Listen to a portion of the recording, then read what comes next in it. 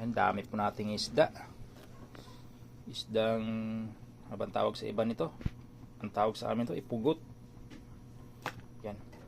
Ano po kayang magandang luto natin dito? Pakarami nito. Oh, sariwa pa to. Pero sarap daw nito ihaw. Ihaw natin. Ihaw. Oh, laki.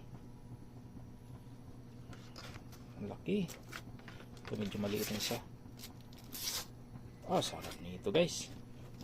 Ginawa ko kasi nito ay gataan. Gataan, balatan mo na siya. Tanggalan mo ng balat. Dati nakagawa na tayo nito. Para siyang ano, parang butiti.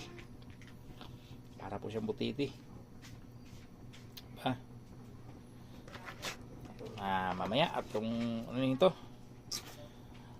linisan mo na, balatan. Pero yung ihawin, sarap sana ihaw. Oh, wala kasing ihawan.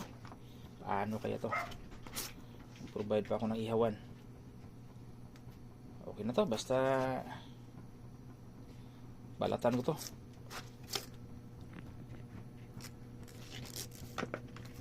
Suggest nga po kayo kung anong magandang ano rito, luto.